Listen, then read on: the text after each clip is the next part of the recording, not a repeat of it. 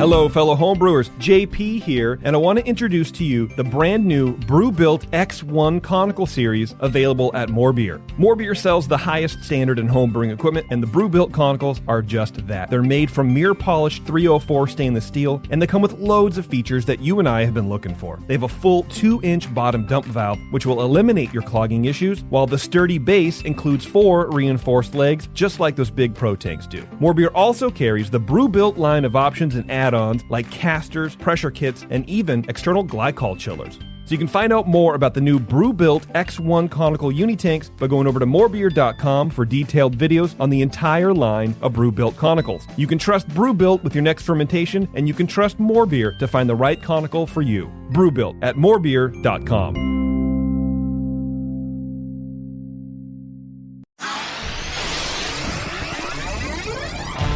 Great beer is about drinkability. Doesn't matter the style. You guys are like walking beer Wikipedia. That's the first time that you've ever accepted me as a person. Or you have a fermentation in your gut. I'm jet propelled at all times. How many guys do you think that you have the privilege to slap? Somebody who's never tasted a commercial example, and this is how you know everything about this beer? Please, you don't. I think that's bullshit. I think it's bullshit too. Wow. Are you guys going to arm wrestle? No. They're going to teabag fight instead. Yeah. You heard of Junkyard Wars? Can I get another high five, Beavis?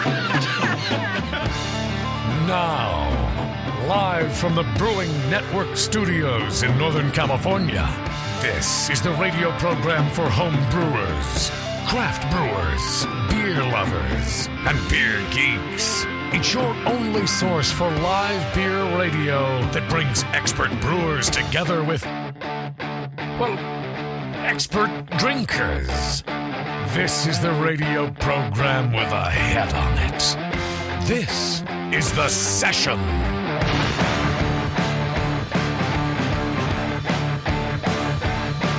Hey, welcome everybody. It's The Session. Thanks for joining us here on a Monday night. I really appreciate it. Hope you guys are having a good week and hope the show gets you off to a good beer drinking week and, more importantly, the weekend. We are joined by Exhibit A Brewing Company out of Framingham, Massachusetts. This is Kelsey and Matt. What's going on, guys? Thanks for joining the show. Thanks for having us. Yeah, of course. I appreciate it. Got the beer last week or whatever. It's been hanging out super cold in my fridge. I'm very excited for it because I saw you not only have a Kolsch, but a Mexican-style lager. And I knew right away the show was going to be good. I knew right away that you guys were going to be fun group to talk to because those are two of my favorite styles. And what I'm just going to do is actually just bust open this Kolsch right now, and we can talk a little bit about your background, and we'll get into the beer a little bit. But how did you guys end up starting Exhibit A Brewing? Or are what's your history there with the brewery? So with a partner, I started this company, and nice. Actually Kelsey was our first hire, and still with us, of course, 5 years later. Exhibit A was founded in 2015 officially, but we opened in 2016, and at 81 Morton Street, the former location of Jack's Abbey. And I hired Kelsey to kind of lead our marketing and kind of tap room approach to the part of our business. And I was going to take over all the production. Yeah. We have since added so many people to this team to assist in those ventures. Kelsey. You got to do it. Yeah. What do you say? Yeah. Well, I came from like a video producer, media, graphic design background, and worked for several years for a craft beer retail franchise. Nice. helped them grow from like a 2-store business to 26 stores across the country. Excellent. And so I had some experience in the front of house kind of retail side of things. And so when Matthew put the word out there that he was looking for somebody to kind of take over that portion of the business, I was like, hey, I could do that. and I came in and I said, first thing I said is, your logo's crap. Like, we need a new logo. No, did you really? And he fixed it. Yeah, he fixed it. In those words? Please tell me it was those specific words, because I think I was a little nervous still, so I was a little more genteel about it. Okay. All right. Because that would take. To be clear, I was not in love with the original logo. So. Yeah, I know what you mean, man. My original logo for my other show was just like my wife did it, and I was like, it's a logo, and this is what we're going to use because I don't have any other better ideas. And sometimes I feel like, was it that way, Matthew, where you just had to be like, well, we need a logo, and I don't really want to. I don't know enough about it. Honestly, I've forgotten about that timeline. I don't remember anything before Kelsey. Before Kelsey. Oh, nice. I don't remember that design experience. Sometimes it's best to forget. Yeah, those little things. Yeah, that's cool, man. Because he's like, I have it tattooed on me just as a memento for what's going on. As a reminder. Yeah. Well, that's cool. You were able to come on and make it sounds like a pretty impactful, statement with the logo redesign and all that kind of stuff. Had you had any brewing experience before? No. Any home brewing? I still have not brewed a single drop of beer in my life. And people keep asking me, like, are you interested in home brewing? Have you ever home brewed before? Yeah. And I'm like, when I was working in retail, I was like, I'm surrounded by the world's best beers. Yes. And now I've got a team of some of the world's best brewers working right behind me. Like, why am I going to brew and drink my own crappy stuff when I can drink world-class beers that are made, by my friends and coworkers? Yeah, I get that. It's sort of like the reverse of being a home brewer. Like, that's where I am right now, where it's like, why am I going to home brew my own crappy beer when I can just go to the store? I mean, my craft brewery is the local store. You just go and you go, okay, I'll grab this one or I'll grab this one. That's my home brewery. Right. And, every once in a while it's fun to dabble. But, I guess coming from a creative side, I mean, we always say home brewing lets you be creative and it's that creative outlet. But coming from a video production side and a graphic design side, it sounds like you already fulfill that need to sort of, muck about. Yeah, I do the label design as well for the cans and stuff. So there's definitely ways that I can exercise my creativity, and it's still fun to chat with everybody and come up with new beer ideas and things like that. And but then the technical aspect, I'm just like, here you go. Like put some fruit in there, and then we're good. You guys are doing great. This is all good. Or please don't put fruit in there. No fruit and Kolsch. Yeah, that's a big part too. Matthew, tell me a little bit about the name Exhibit A Brewing. How did that come about? So originally it was kind of thin air, actually, but as we started to discuss the word exhibit, it started to become clear. Before Exhibit A was created as a name, my partner said, you're always on, it's always a presentation. You're always like fish in a fishbowl. And he came up with the word exhibit. And then we were kind of talking about it and how exhibit didn't really complete what we were trying to say. And then it just kind of happened. It was like, it was said, he said Exhibit A, what do you think? We could name the real estate company Exhibit B, right. Something as silly as that. And I was like, I don't think so. I don't get it. I don't think so. And then we slept on it. And then we were like, actually, this is perfect. Let's start making other decisions besides this one. Yes. And we decided very quickly, we knew that people would kind of veer towards this law thing. So we did kind of come up with some beer names that would, kind of tease that a little bit. And none of us are attorneys. We hire attorneys, Sure. We're not.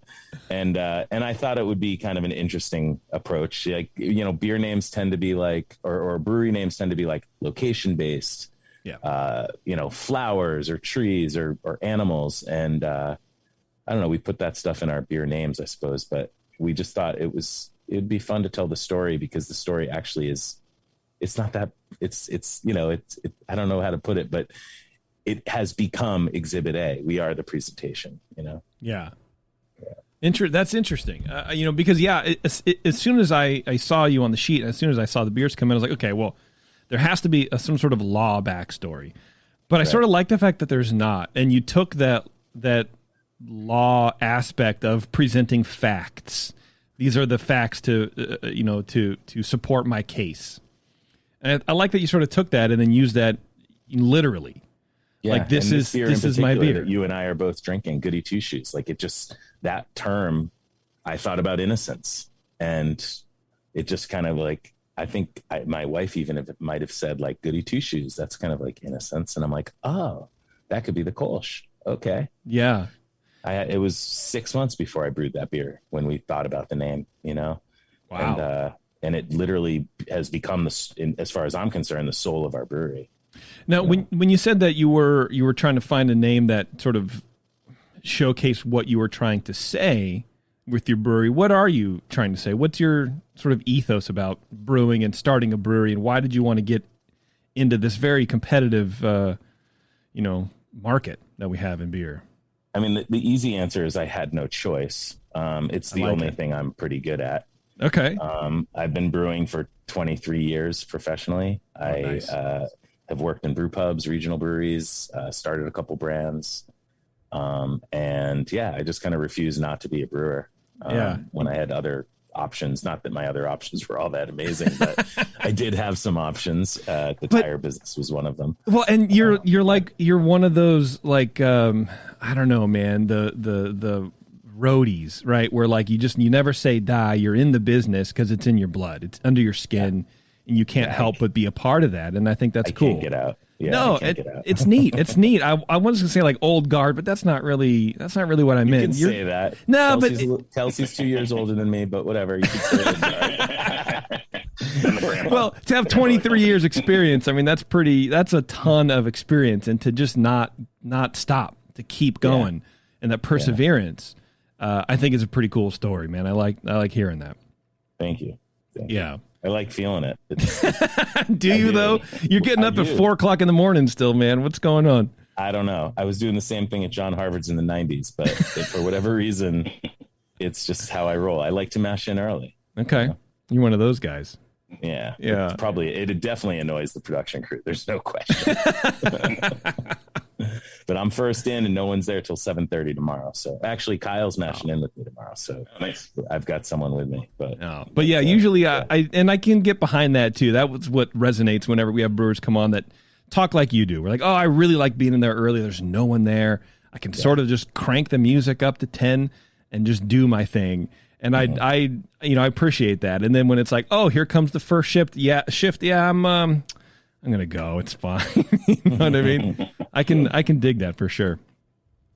Well, let's talk a little bit about the Kolsch, the Goody Two Shoes. Here's the can. All right. Now, Kelsey, this was you. And here's the Stanga. Oh, nice. You got the nice glassware and everything. Look at you. Yeah. Official glassware. Yeah. Got the shoes on the back. So I didn't draw those exact shoes. So we had some pre-existing artwork for the shoes and the cat when I came on board. So I did more of the can layout for these. Okay, nice. So I'm more of a designer than an illustrator. Okay. But I know the idea of that can as well as the cat can and Hair Razor, which is our double IPA, is there. It has a front and a back. Usually a can just has a front. And I'm glad you told me that, dude, because I had no idea. Now I'm shocked and excited to show this really to everybody. See it on here. Yeah, it's all messed up. Here's the front. Yep. Two sides of every story. Yeah, so there's two sides to every story. So, we want to be able to show the front and the back, and every good story begins with Exhibit A, we like to think. I like that. I think that's a pretty cool idea. I don't think I've ever seen anything like that. I think that's a fairly original label design that I've seen. I've seen a lot of them, but I forget a lot of them too. So that's a cool idea, man. That's very clever. I like it. Matt, tell me a little bit about this beer. You said that this is sort of your the linchpin of your lineup. Is this a recipe that you had and have been carrying around with you, or did one of your brewers make it up, or how did we come about this? I designed the beer, but we spent a lot of time thinking about ingredients before we brewed beer. And you asked about my shirt before, and I do have a Valley Malt shirt on. Valley Malt is a local malt house here in Massachusetts.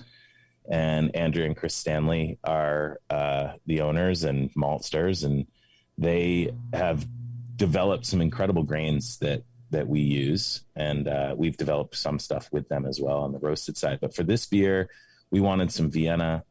We wanted a very tiny bit of wheat, the Warthog wheat we get from New York, from Oshner Farms, and German Pilsner. There's nothing more appropriate in this beer than an authentic grain from Germany. And so I like to think of it as our kind of authentic tribute to a place, to a style, to the people there in Cologne. And, you know, it's grainy, it's crystal clear, it drinks crispy, you know, it's dry. There it looks. Yeah, I like how that one looks. The one I'm drinking actually was canned on Thursday. It's all equally crystal clear and beautiful. Nice. Yeah, I mean, I often say that I feel like this beer is the soul of our brewery. I think that's probably more about when the shift is over, look at the brewers and what are they drinking? And until Right to Farm came out, they were all drinking Kolsch every day. And now, you know, half are drinking Shoes, half have Right to Farm, you know? I think that's, yeah. What's Right to Farm? What style is that? That's the Mexican lager. Oh, okay. Yeah. Oh, yeah. That's what Kelsey's drinking. Yeah, that's a coin flip for me, man. Either one. Yeah. So for us as brewers, it's like, you know, we're getting hammered with hops constantly. Like, how many more IPAs do we need to drink for a shifty? And a 4 or 5% beer at the end of your shift or two is, I think, the most appropriate way to finish.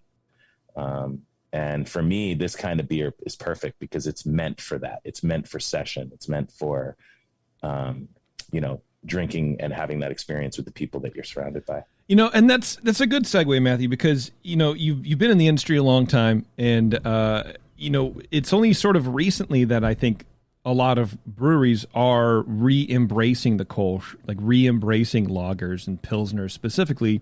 Mm-hmm. And I think we, you know, chalk it up to, well, they're brewers' beers, just like you're saying. But brewers have always sort of looked for these beers. You know what I mean? So how do you, what's your take on why we're suddenly now seeing an explosion of Kolsch, an explosion, not in the literal sense, of, you know, cans of lagers and, you know, lighter beers like this hitting the marketplace and sort of resonating with more people than we have seen before? I mean, you're asking us why people are making these decisions. Yeah. I think on some level, I mean, Kelsey can speak on the marketing side of that, but I think for us, like when people come to our brewery, we approach them with, you know, what do you like? But if they're going to lean right towards IPA, then we know what they want. That's easy. Like, get out of their way. Here's our 4 IPAs that we have. Yeah. But if they're like, well, you know, I like to try a little bit, and then we go right to Kolsch. Okay. And I think that it's about the brewery's desire to teach and guide and help, you know, sort of, you know, teach the palate a little bit.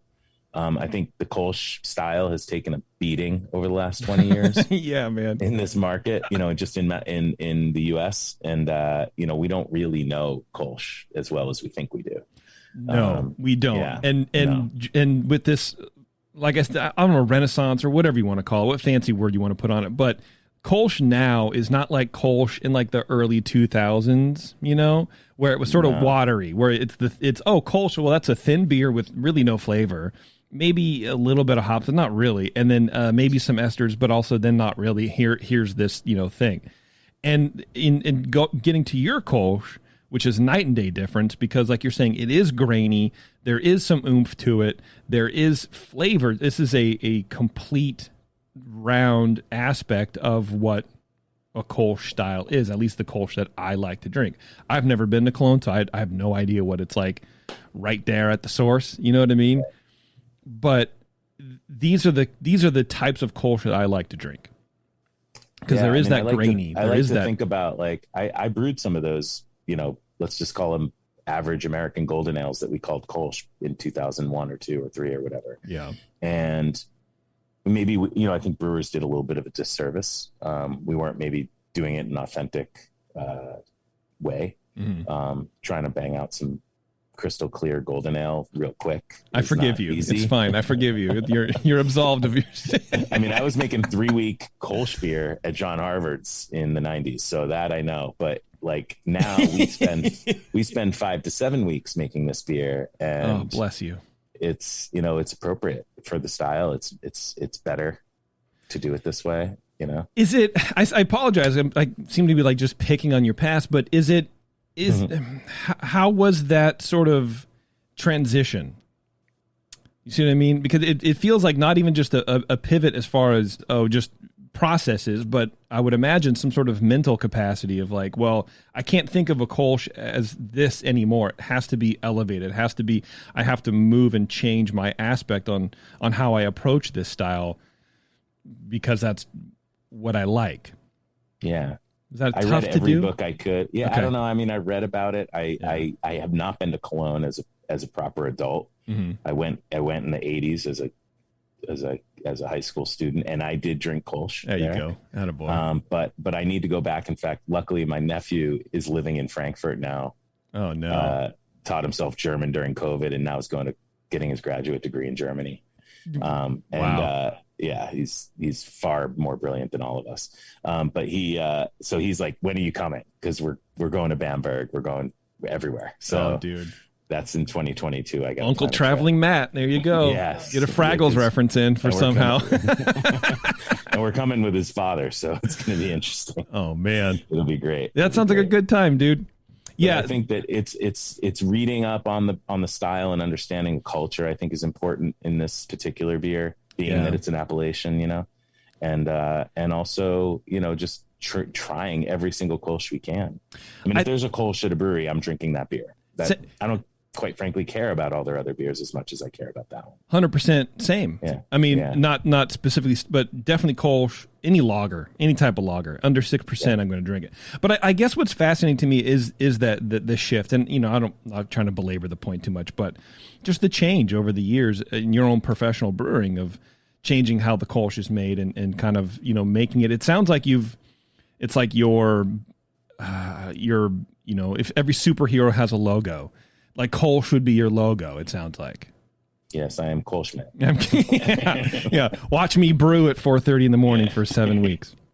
On my Instagram this morning. And I think to the point of this kind of paradigm shift that we're seeing, I think it's the beer drinker, like when they first start getting into craft beer, they're just like, oh my God, it's flavor. It's like you grow up drinking, Bud Light, or at best. And so you discover craft beer and you're like, oh my God, flavor, and it's hops or it's, pastry stouts or whatever it is. And then you kind of start exploring what else is out there, and you start to come to, I think, appreciate, the history of where the beers came from and classic styles and gaining a more developed palate in that sense. So I think what we're seeing is the craft beer market take that shift a little bit to, going back to really well produced lagers and really well produced beers like Kolsch and some saisons and things like that.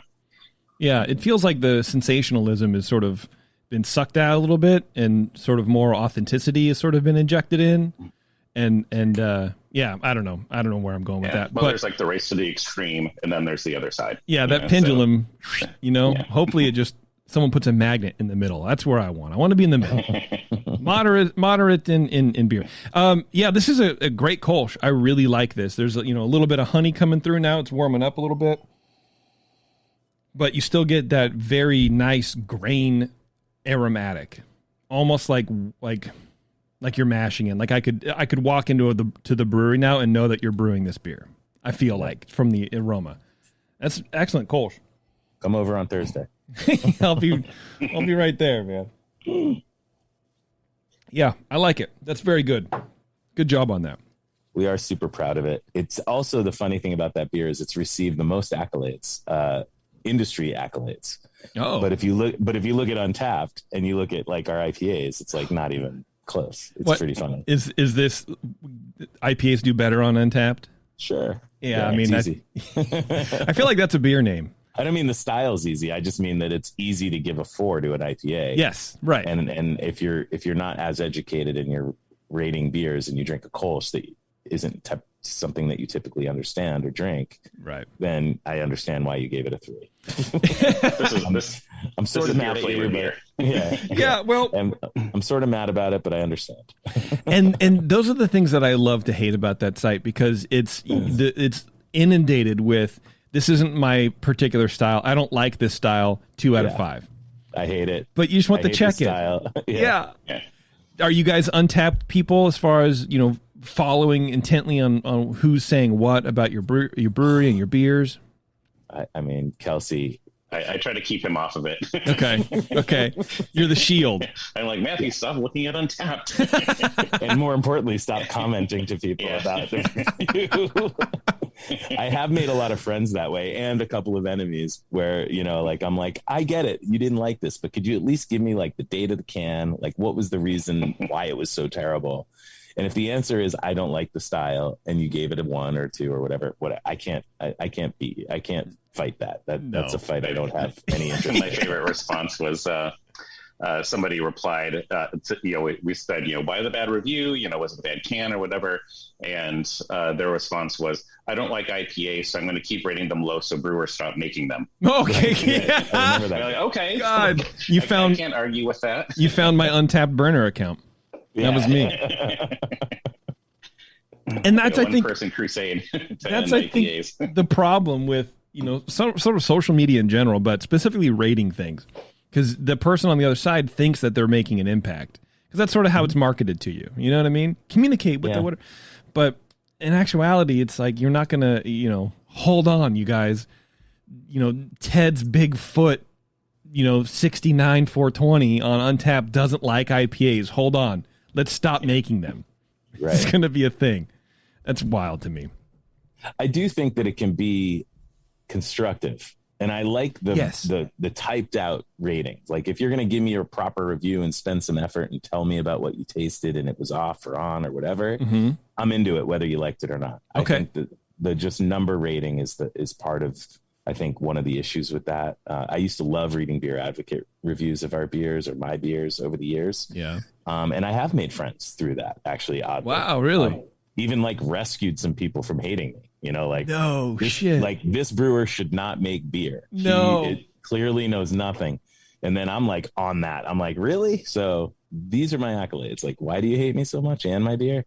And those people end up maybe even liking you and might support the brewery. Wow. And now Kelsey works for you. So that's, I think, right. It's a good turnaround. Yeah, it is nice to turn around a critic, man. I had one who emailed me the other day calling me the C word.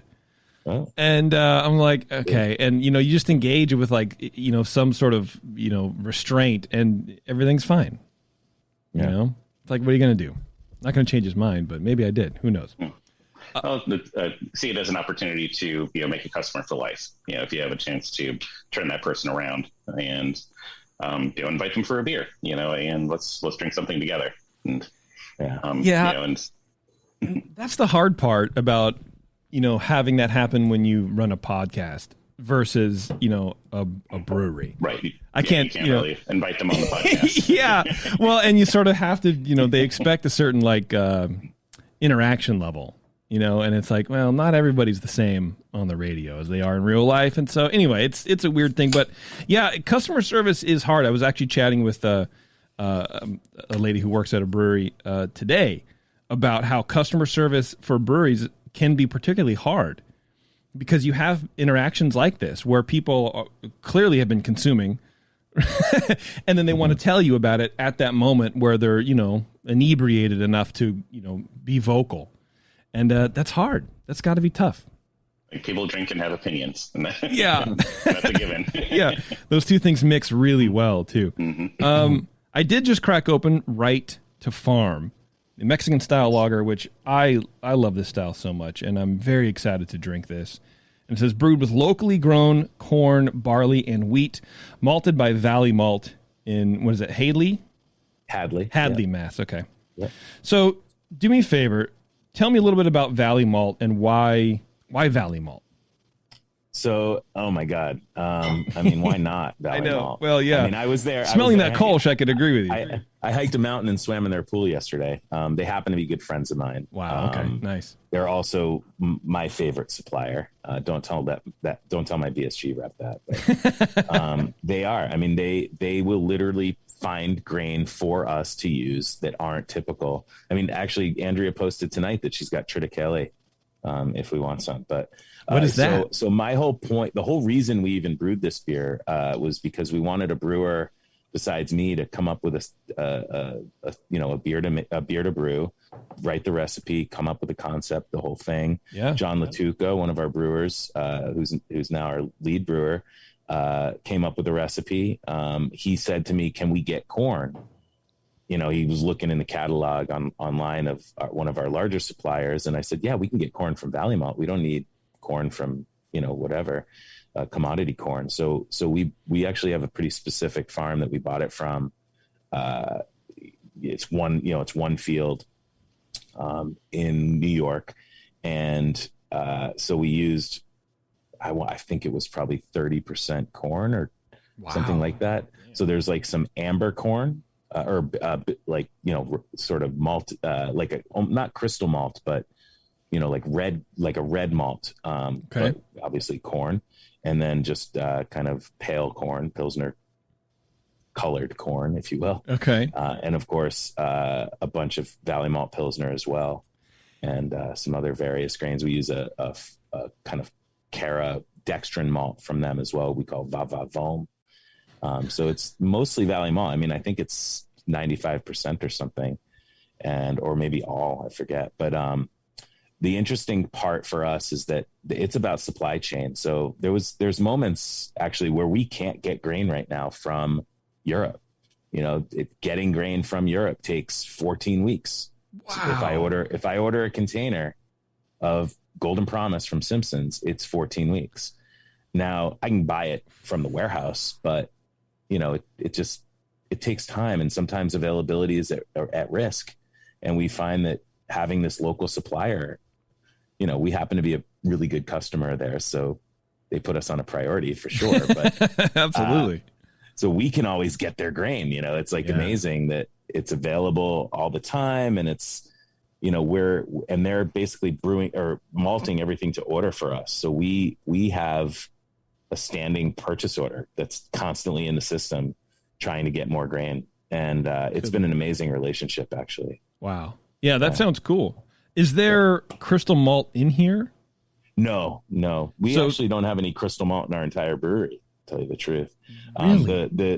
The amber corn is kind of stewed as like a crystal malt would be. Yeah, and that's where I'm going with that. Like, that's what I'm focusing on, because you're getting some of those crystal malt, like lighter crystal malt flavors. Like, I don't know if I would go raisiny, but maybe a little bit of raisiny. Yeah.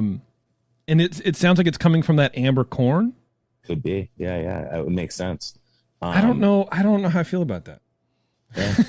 I mean, from a standpoint of like here's everything you know about brewing beer, and then here's this one integer or whatever that comes in and is like, hey, guess what? You just learned something new, and now I have to absorb that into my knowledge base. So the corn, it's interesting because corn husk doesn't bring color like barley husk at all. And in fact, we believe that the color of this is actually more from the longer boil and the use of this dextrin malt with corn. Now, the corn that was amber and the corn that was not roast, no Maillard reaction was given to it, if you will. So it's a Pilsner color. Yeah.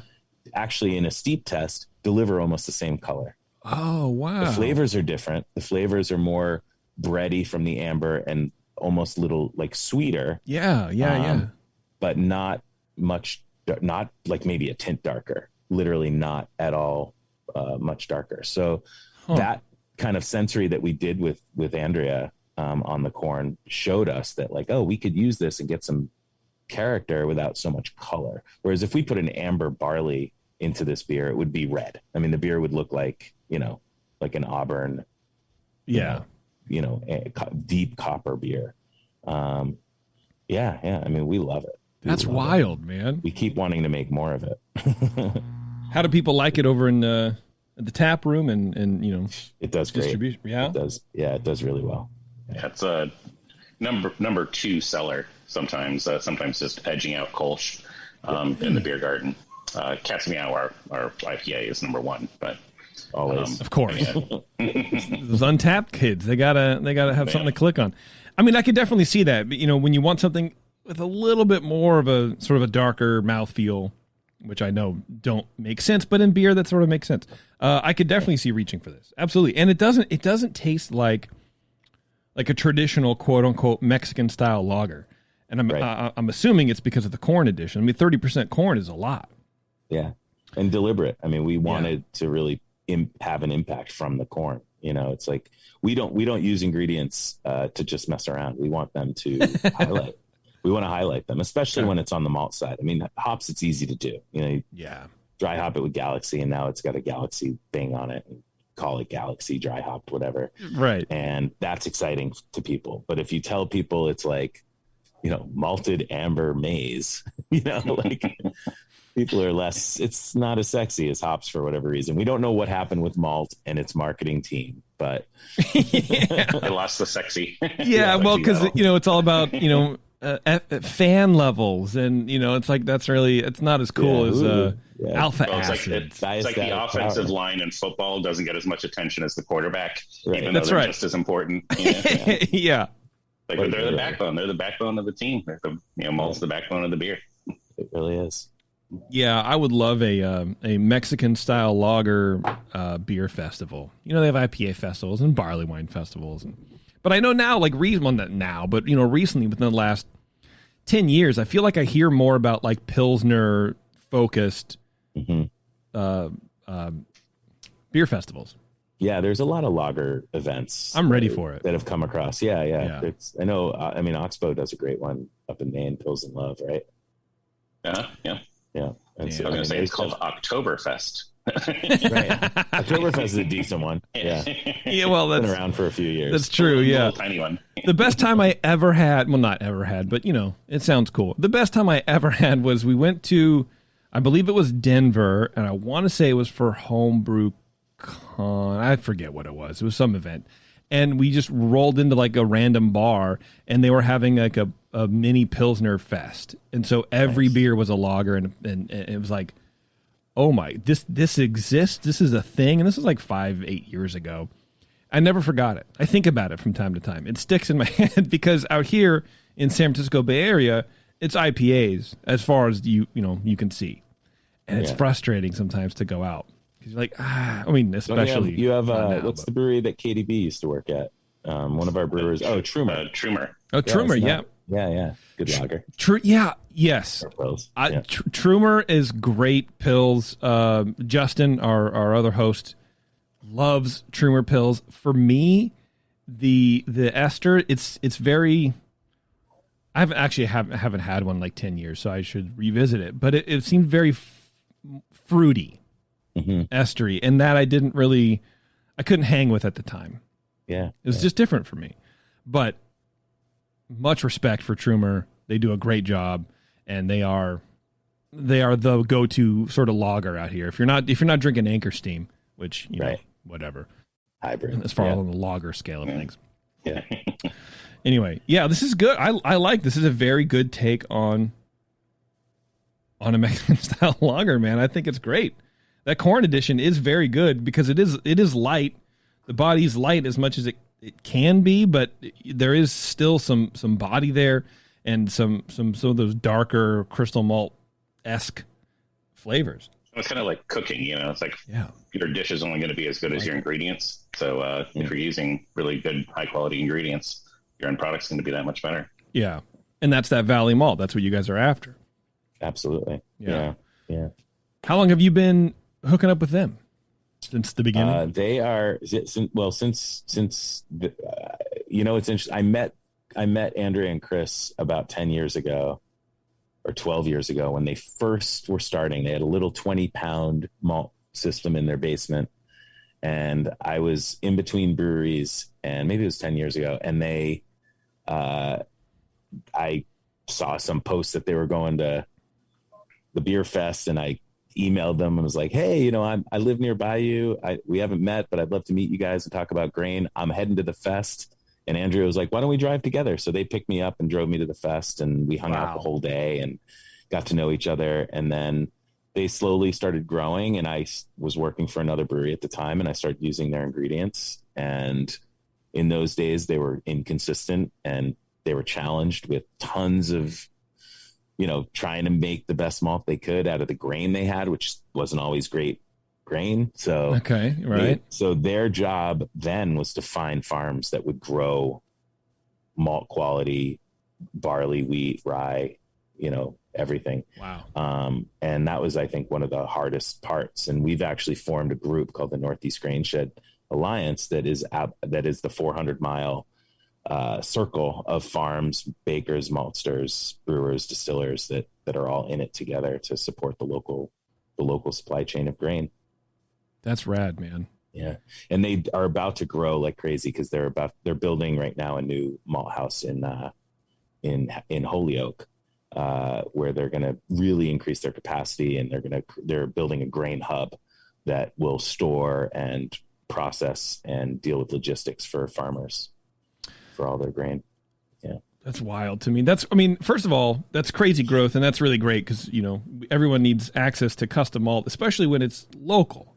I think that's cool. You guys are really supporting the local economy chain and all that kind of good stuff. But it's even weirder that they didn't even know you and they just wanted to ride to you at the beer fest. Like, yeah, you know what I mean? Because I've met a lot of weird asses at beer fest that I would never let anywhere near my car. Right. Well, they figured I was harmless. I was a brewer.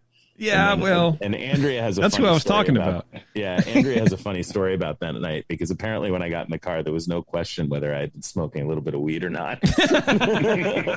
So she immediately liked me, and apparently I stank good. But nice, yeah, we just became close friends right away. And I think we shared a sensibility about wanting to do something different and better with beer making. Like, local beer is only as local as what that is in it. And maybe, you've got water, you've got labor, you've got local artists making your labels like Kelsey is. But what about the ingredients? And the greatest hops are grown in Europe and in the Northwest. So we don't really have that, although we do have some hop farms around here growing amazing hops as well. But fewer and further between than grain farmers, Okay. So we had a lot of access, I guess, And that is a good point. You want to try to be as local as possible. Let's do it. Yeah. And there's a lot of breweries that are looking at this as a really important part of their business plans. Allagash is pledged to use 1 million pounds of Maine grown grains. Wow. That's insane. And they're doing that. They're not messing around. They're successfully executing that goal. I thought that we would be, I figured 50,000 pounds of locally sourced grain in our beers would be like an amazing accomplishment.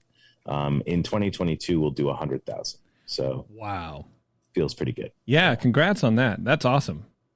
That's really great. I always wonder how the trajectory may have been different if, like, Matthew had walked out of the house with a pretzel necklace on, and it's like beer depository system, right. Untapped, open, and ready to go. Yeah, I would have never made it to Boston. All right, guys, hang on just a second. We're going to take a quick break. We're going to come back. We're going to crack open some more beers, and we're going to continue talking. You guys ready for that? Yeah, I'm going to do a quick clothes change. Do it. Is that all right? Sure, man. Yeah, do whatever you want. All right, everybody, hang on just a second. It's Exhibit A Brewing Company. We'll be right back.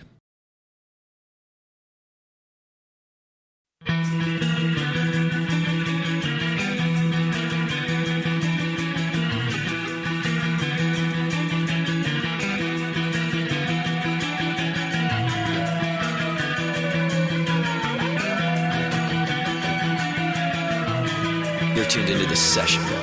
Because life's too short to listen to crappy radio. Hey, all right, everybody. Thanks for hanging around. We are back with Exhibit A Brewing in Massachusetts, and we have Kelsey and Matthew on the line. Welcome back, guys. Thanks for hanging on. Not like you can go anywhere. I've hacked your computers. What are the next beers I should open? Or the next beer singular? I know Kelsey's drinking a short sell, I think. I don't know what else. I didn't send one of these though. This had just come out. I think when I shipped the beers, but this is short sell. This is a session, like an American IPA. It's kind of like the little brother to Market Gap that I sent over. Okay, so you have that one. Well, I don't like that you've left out a tasty sounding beer. So that's I know. one cap out of 5 for you. So I have Market Gap. I have the Cat's Meow. I have Briefcase Porter, and then I have Hair Razor. Probably, I would say either Market Gap or Cat. Unless you want to continue to talk about malt, then we can go straight to the porter. Go to porter. I love a porter, so let's continue talking about malt, and we'll hit some porter action. What do you think of that? I love it. All right, tell me about Briefcase Porter here. Well, all the roasted grains in that beer come from Valley Malt, because that makes sense to us. Surprise. Yeah, so they developed grains for us, with us, for this beer. I mean, we have chocolate wheat, we have a brown malt, we have a chocolate malt, flaked barley, and Vavavoom. So malt. When you say, look at that color. Oh, God beautiful. bless. When you say you developed grain with them. Malt, I should say. Well, malt. I mean, yeah. We talked about what I wanted, what I would use from, say, the available larger malt houses like Weyermann or Simpson's or Crisp or any of the other European ones. Yeah. For American malt houses, I would go with Briess or Rar or another malt house that does roasted grains. And originally I thought, well, I ordered some from the UK and they came and they looked nice. And I'm like, oh, these are a year old. Wow. That's not great. But year-old grain is not uncommon. I mean, it only harvests once a year, right? Yeah, so that's true. So but roasted grains, really, I felt that they should be fresher. And I talked to Andrea, and they bought a roaster and started roasting grain. Like, it was literally that simple. I mean, they were looking to get into the specialty line. Okay. And the first roaster was like a little 10-pounder. And then the second roaster was like, a bigger 10-pounder, a better, more efficient 10-pounder. Okay, all right. They each turn, it's like a coffee roaster now that they use. That's like got digital, programmable, awesome. And then, but it's still done by hand, and it's Margot, who's their maltster. She's roasting all this grain, and we buy a ton of it. Especially this time of year. Yeah. And we have, I saw her on was it Saturday or Friday? I don't know what day it was. And she was like, oh, I'll get those other POs out to you, and I'm like, no, I don't want to put pressure on you. I'm like now seeing the amount of work that she's doing for these roasted grains. And I'm like, oh my God, she had been roasting for like 8 hours at that point. Like, it was crazy. God. And she's a warrior. She's amazing. So sounds like she's our maltster, but and she's also the logistics person there that handles all the orders and deals with it, figures out the schedule. But yeah, with porter, it made perfect sense to lean very heavily on Valley Malt and to find the grain. Like, we built the beer around the grains we wanted to use, right? So it just made sense. And I love that beer enough to put my name on the label, which was something that we did. You mean like the brand, or what do you mean? Like, literally it says my name. Oh yeah. Just another delicious porter from Matthew Steinberg. Wow. Look at you. I had some history with porter here in Massachusetts. So at the time, it kind of made sense for us to give a little nod to the other porters that I had brewed by saying that. Yeah. Are you, I think it came from a social media comment, wasn't it? Like, it was like the first time we were brewing, Matthew was brewing porter at the brewery, and he made a comment about like how great it smells, and like, it's like such a great smell when you're brewing porter. And one of his friends commented, oh great, just another delicious porter by Matthew Steinberg. That might have been either Jared or one of those guys, the beer advocate crew that that didn't like me so much at first and then got to like me. There you go. What's your history with porter? What do you mean? You just been brewing it a lot, or I mean, porter was the first style of beer I made as a home brewer, and that was in I'm going to just say mid 90s. It feels better to say mid 90s than early 90s. There you go. And I worked for a brewery called Mayflower Brewing Company several years later, and that beer got gold medal at GBB, Great British Beer Festival. It did very well at GABF. Wow. Nice. We got some really cool accolades for that beer. And that is the one beer that people still come to me. Now, mind you, I opened that brewery with Drew in, 2008. And people still talk about that beer to me all the time. Really? All the time. And they still brew it. It still stands up. And sometimes they, people want to say, oh, I like Briefcase, but like Mayflower, they still hold Mayflower in a certain place. Sure. And I kind of love that. Like, I'm fine with it. Just drink porter, please. And I think just as a style, if you were to ask me like my favorite style of beer, I would say porter, but it would be more about the brewing of it than the drinking of it, just because it smells so good when you're making that beer. 100% agree. Yeah. And if you drink our porter, which you're doing, you can like you did with the Kolsch too, you can taste the mash, if you will. Yes. Yeah. You can taste the grain. Like, it is very clear what's happening in that beer. For me, the aromatics are definitely mash related, and sometimes I'll say that as like maybe it's under attenuated or there's like a sweetness to the differentiating between like smelling like mash and being wordy, right? And I don't mean the latter, I mean the former. Dry. Yes, right, definitely dry. But it does smell like the grain bill. It smells like you're mashing in. And to me, that is sort of a hard essence to capture. You have so much blow off and you have so much of this and so much of that. But if you have quality malts, which obviously you do, I think those aspects and those characteristics tend to translate a little bit more. We like to think that Valley Malt has their own terroir, which they absolutely do. And I think that what you're talking about is that, like, and you can get that from other malts. I mean, there's no question that when you brew with Wireman, like you taste in our Kolsch beer, it's, kind of a very different aspect of what you're getting from malt, but, similar kind of approach. Yeah. Like Simpson's Maris Otter or Golden Promise, it's a very unique characteristic. Gorgeous malt. I love it. Yeah. You know what? First of all, I agree with you on porter. That's one of the more underrepresented styles. And I was excited when I saw this in the box come through, because I haven't had like a real porter in a long ass time. As much as porter, you got Anchor Porter right down the street. You know what? That is hard to find when it's out. It's weird. And I know, right? It's so bizarre. And it's like, they just went through that rebrand. And so you get a lot of the Anchor Steam in cans, which is cool. But even then, it's hard. I'm out here in what's called East County. I'm like an hour and a half away from the city.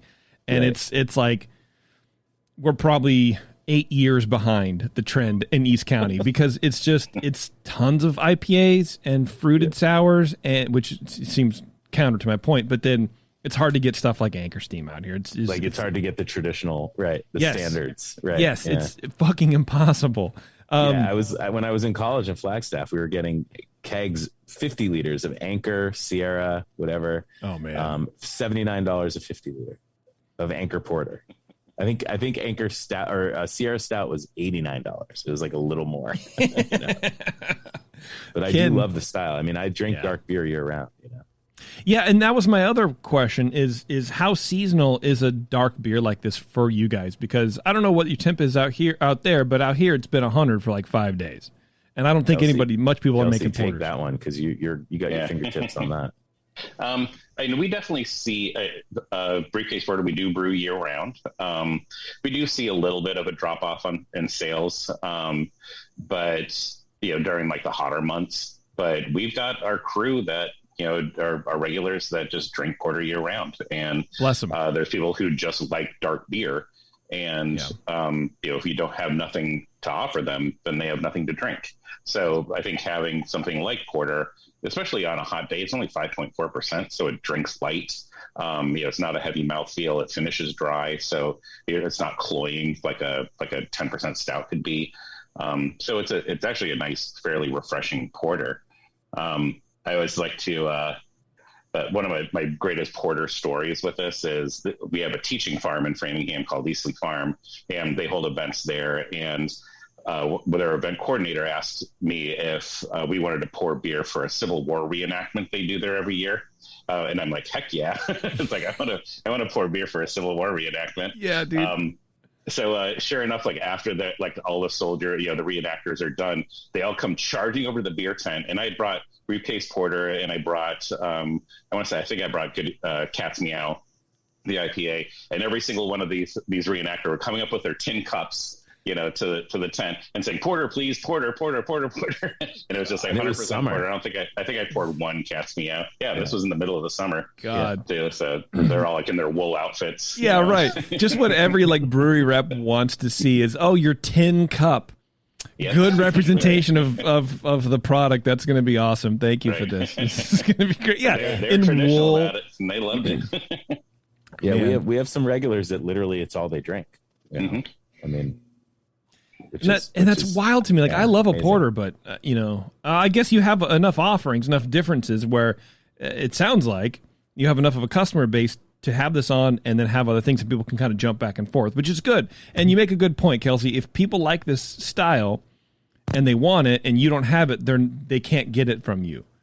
Right. You're leaving money on the table, so to speak, which is a weird way to say it, but it's it's true. You gotta cater.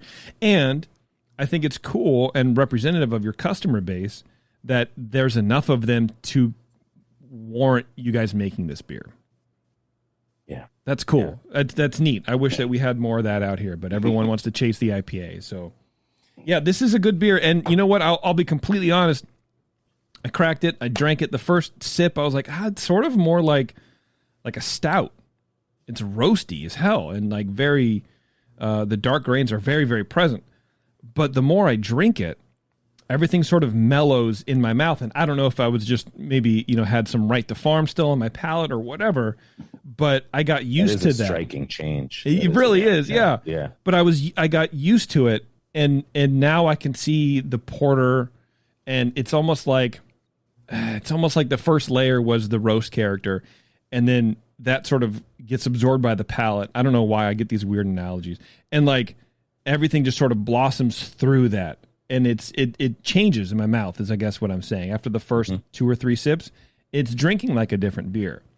And it's a little more aggressive of an American porter than I like to brew, but it's fucking delicious. The grain choices are great. There's the sweetness to it. It does finish dry, like you said. It's like that dry, bitter chocolate notes in there.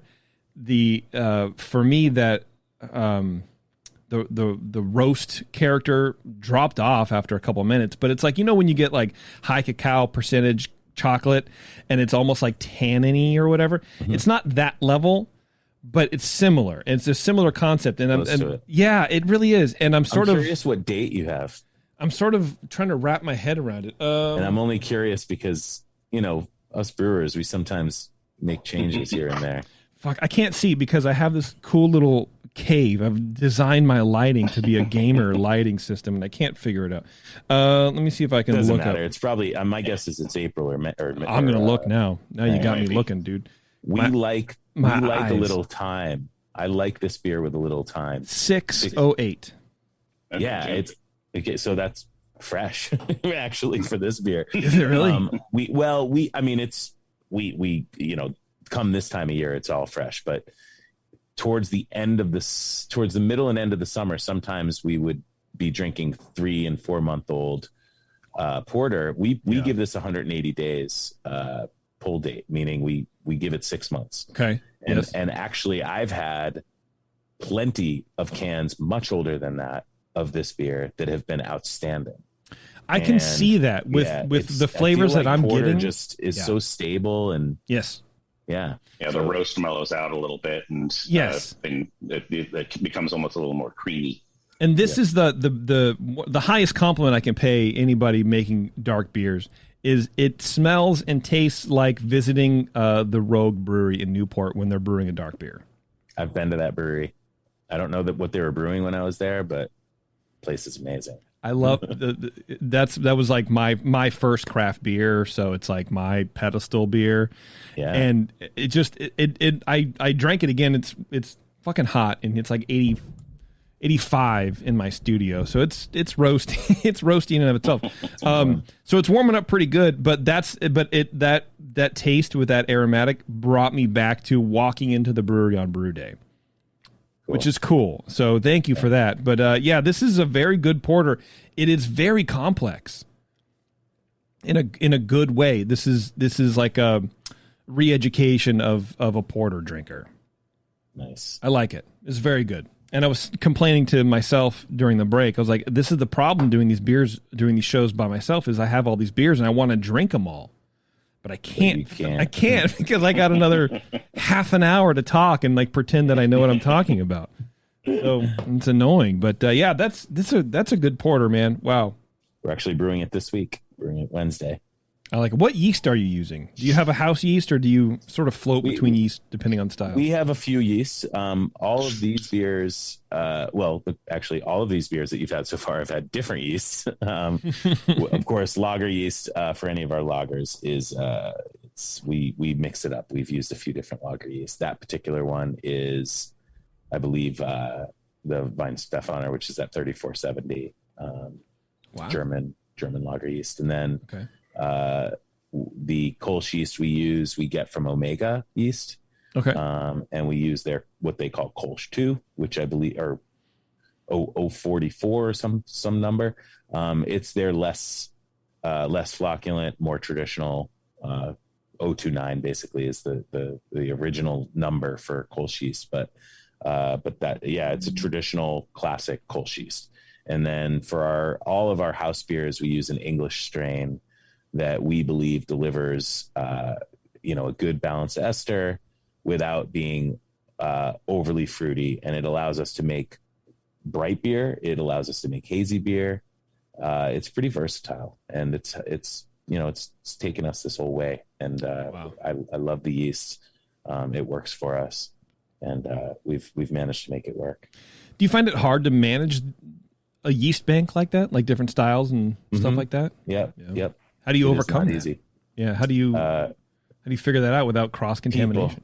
Really? Well, yeah, cross contamination is less of a concern. It's more just like managing the harvest and checking viability. And we have this guy Andrew Gill, who's our kind of yeast wrangler these days, and he harvests and does viability tests, and he gives us the amount of weight of yeast that we need for a particular brew based on volume of the wort, the gravity of the wort, the amount of cells that he's going to be giving us.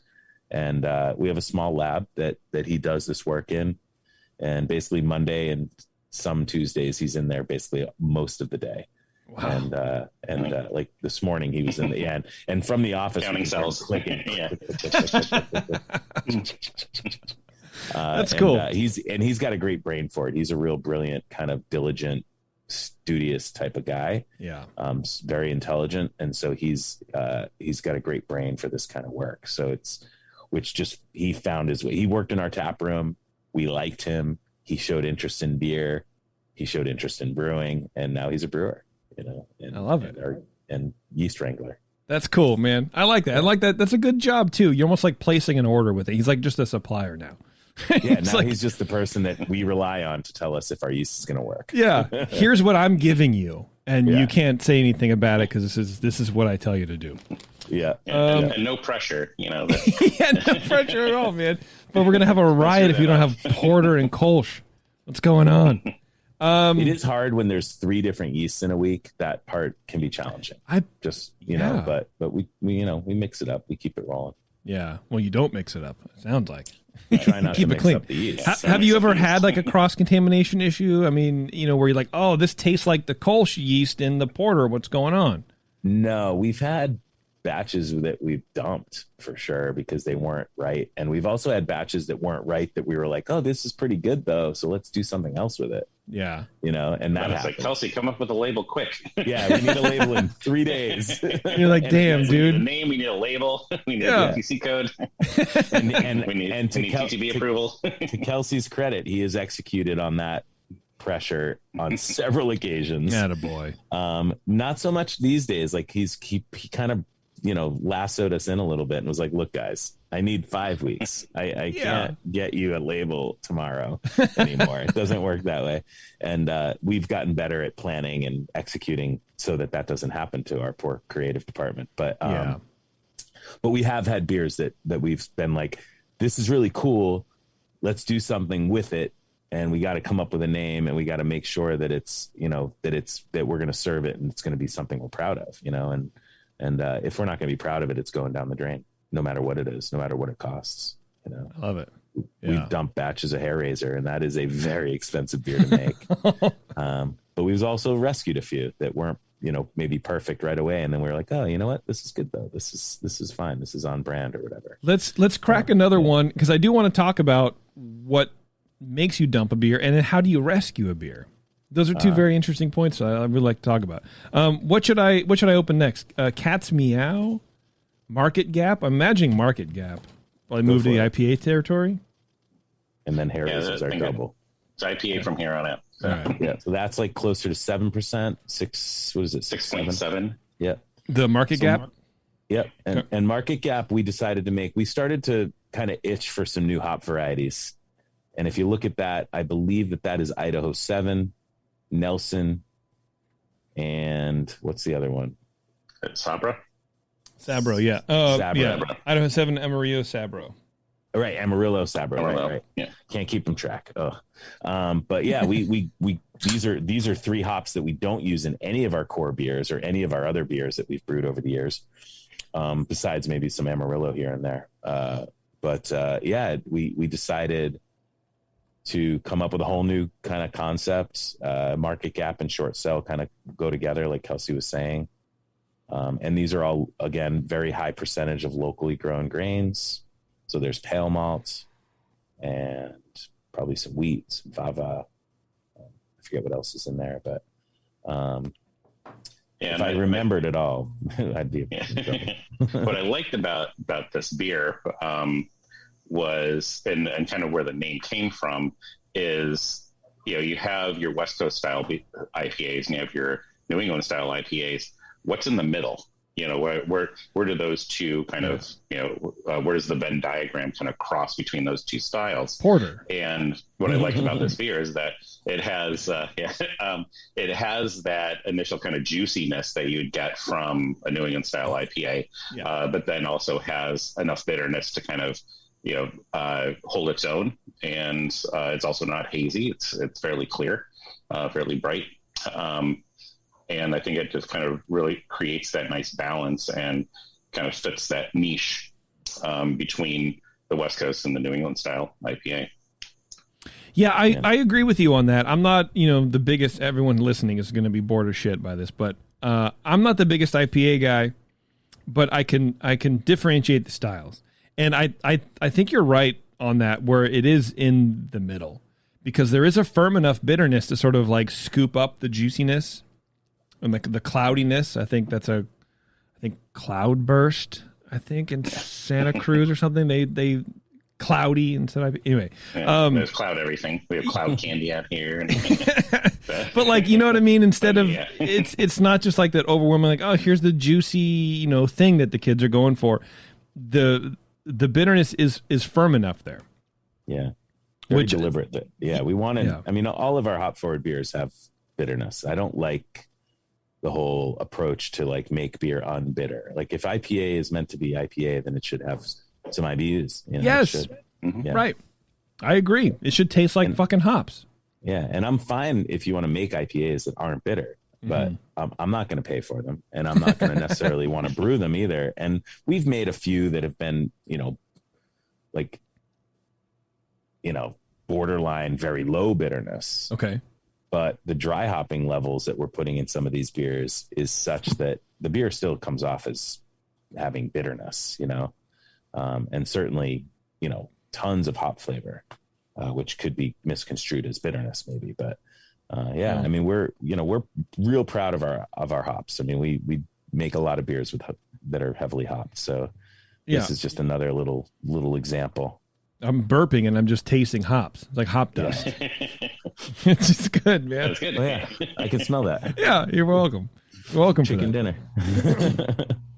Yeah, the beer has a great aroma. Like you said, it's, the juicy melony, aspect, but not overwhelmingly so. And it's, you talk about deliberacy, if that's a word, being deliberate with your hop additions and your brewing.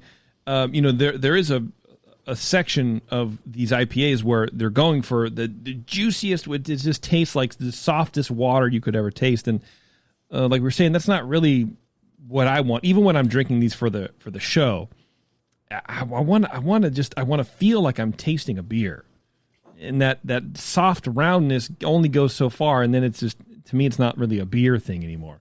But this does Orangina. Yeah, right. Yeah, Orange Julius. Juice. Yeah. But this definitely does fit that bill, the center of the Venn diagram, like you were saying, Kelsey. It's very fill in the gap. Yeah, it's very in the middle. How does this do in sales for you guys? Does it do pretty well? Are people into it? We brewed one batch of it. Oh, okay. Well, yeah.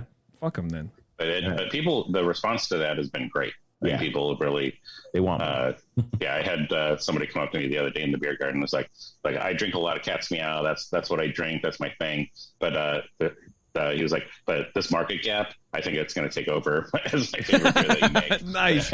That's a cool. We'll still buy some Cat, please. Of course.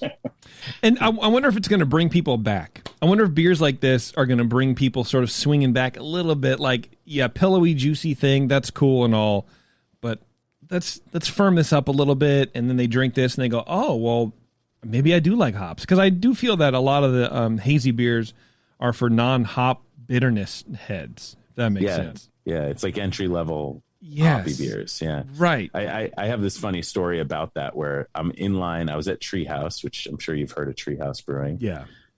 So in their old brewery, 1.5 breweries ago, but when they were in the little building in Munson, which was their second brewery out of the 4 I believe they've built at the time, they had pretty good line situation where you had to wait for a while to get beers. And I was there getting some beers, and I was in line and I'm talking to someone. I'm like, oh yeah, I haven't had a lot of their beers, but I like them. Good people. I'm just grabbing a few 4-packs for some friends. And I'm like, my go-to is like Sierra Nevada. The guy's like, yeah, I've never had that. I'm like, you're standing in line at a brewery for IPAs. Wow. And you've never had a Sierra Nevada. It's like saying I've never worn a pair of Levi's jeans. It's like I've never breathed. Yeah. The guy has literally never taken a breath. And I said, you need to go get yourself a 6-pack of Sierra. I prefer it in bottles, but get it in cans or whatever. And this was 5 or 6 years ago. And something like that. And so I'm like thinking to myself, is that actually a thing where everybody skipped? They went from, I'm not even a beer drinker, to drinking these hazy, juicy, beers, the IPAs that are not really reminiscent of the IPA that we fell in love with beer drinking, like, Sierra Pale, Anchor Liberty, Stone IPA, whatever. Yeah. I'm gonna say, I think we all grew up drinking Capri Sun, and then there's just a natural progression from Capri Sun to Treehouse, Sunny D, or to any of them. Sunny D, yeah. And there's no fault in that. I just think that the consumer is missing a giant opportunity to educate themselves. It's like you got it. I was blown away. Like the first time, and this is kind of old man yells at cloud. The first time I met somebody this is when I was working at the beer store. First person who had never had a Budweiser before, and had just grown up drinking craft beer. Yeah. And it's like, I've never had to have a Budweiser. Like I was 21 and there was already a craft beer movement. And like, why would I drink Budweiser? And I'm like, good point. Like, there's no reason to, but but if that's your thing, then good for you. But I think there's also that, that initiation that you go through from drinking a lot of crappy, cheap beer in college and high school and everywhere else. Elementary school. Go ahead, Kelsey. Just air it out. Statute of limitations is passed, man. It's fine. Yeah. And I had my parents would allow me to have a little taste, when I was a kid. So. Sure. But I think there's, we're dealing with a whole new generation of craft beer drinkers that, maybe the first thing they tried that was not a Budweiser, was a Treehouse, or was a Trillium, or was this hazy New England style IPA, and that brought them into the culture. Yeah. And now that, then they're like, oh, what else do you have? And I think some of those, back to what we were talking about before, bring it full circle. I think those people are some of them at least are expanding out and saying, what else is there, that I've been missing out on in this whole craft beer thing. Yeah. And I think that's happening a lot where people, they hear that, oh, this is great, you've got to try this. And then they try it and they're like, I dig that, but I want to explore more. They don't just get stuck in this one little thing. Like, Coors and AB and all the, Heineken, all these brands have brand loyalty like nobody. We don't have brand loyalty like that in this part of the industry. But breweries like Treehouse, and even us on some levels, have some brand loyalty. Like, we have customers that their regular go-to is Cat's Meow. And that just blows my mind. But I still would encourage to every 10 4-packs of Cat's Meow to maybe try something else.